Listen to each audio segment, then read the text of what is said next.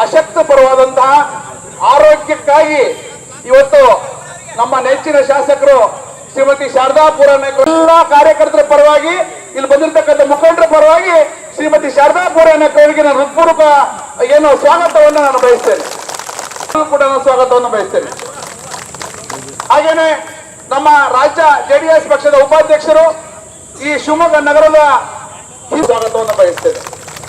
ಹಾಗೇನೆ ಈ ಪ್ರತಿಭಟನೆಯಲ್ಲಿ ನಮ್ಮ ತಾಲೂಕು ಘಟಕದ ಅಧ್ಯಕ್ಷ ಆಗಿರ್ತಕ್ಕಂಥ ನನ್ನ ಸ್ನೇಹಿತ ಸತೀಶ್ ಕಶೆಟ್ಟಿ ಇದ್ದಾರೆ, ಅವರಿಗೂ ಕೂಡ ನನ್ನ ಸ್ವಾಗತ. ಈ ಒಂದು ಪ್ರತಿಭಟನೆಯಲ್ಲಿ ಇದ್ದಾರೆ, ಅವರಿಗೂ ಕೂಡ ಹೃತ್ಪೂರ್ವಕ ಸ್ವಾಗತವನ್ನು ಬಯಸ್ತೇನೆ.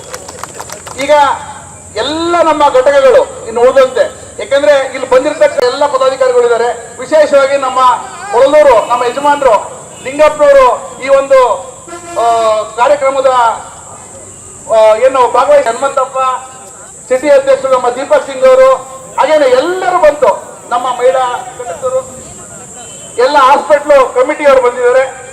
ಬಂದಿರತಕ್ಕಂಥವರೆಲ್ಲ ಸದುದ್ದೇಶ ಹಿಡ್ಕೊಂಡು ಬಂದಿದ್ದೀವಿ.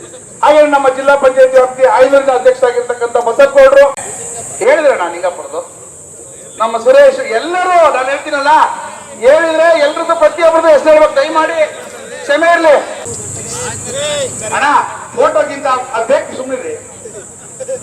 ಸಭಾಧ್ಯಕ್ಷರು ಮನವಿ ಮಾಡಿದ್ರು, ಸಭಾಧ್ಯಕ್ಷರು ಹೇಳಿದ್ರು ಮೇಡಮ್ ಅವರೇ ನೀವು ಕೇಳ್ತಾ ಇರೋದು 100% ಸತ್ಯ ಇದೆ. ಎಲ್ಲರೂ ಕೂಡ ನಮ್ಮ ಶಾಸಕರು ಏನು ಪ್ರಸ್ತಾವವನ್ನು ತಂದ್ರು ಆ ಪ್ರಸ್ತಾವಕ್ಕೆ ಎಲ್ಲರೂ ಕೂಡ ಧ್ವನಿ ಕೊಡಿಸಿದ್ದನ್ನ ನೀವೆಲ್ಲರೂ ಕೂಡ ಮಾಧ್ಯಮದಲ್ಲಿ ನೋಡಿದ್ದೀರಿ. ಆರೋಗ್ಯ ಕೇಂದ್ರಗಳು ಒಂದು ಆಯನೂರು, ಕೊಳಲೂರು, ಹಾಗೇನೆ ಹೊಳೆಬಂದೂರು, ಅಲ್ಲಿ ಎಲ್ಲ ಸುಸಜ್ಜಿತವಾದಂತಹ ಆಸ್ಪತ್ರೆಗಳಿದಾವೆ, ಸಮರ್ಪಕ. ಹಾಗೇನೆ ಅನಸ್ತೇಶಿಯಾ, ಬಹುಮುಖ್ಯವಾಗಿ ಅನಸ್ತೇಶಿಯಾ ಯಾಕೆ ಅಂತ ಹೇಳ್ತೀವಿ ಅಂತಂದ್ರೆ ನೋಡಿ, ಐನೂರು ಆಸ್ಪತ್ರೆ ಇರೋದು ಕೂಡ ನ್ಯಾಷನಲ್ ಹೈವೇಗೆ, ರಾಷ್ಟ್ರೀಯ ಹೆದ್ದಾರಿ. ಐನೂರು ಇರ್ಬೋದು, ಕೊಳಲೂರು ಭಾಗದಲ್ಲಿ ಇರ್ಬೋದು, ಚಿತ್ರದುರ್ಗ ರಸ್ತೆಯಲ್ಲಿ ಅಪಘಾತಗಳಾಗಿದ್ದಾವೆ.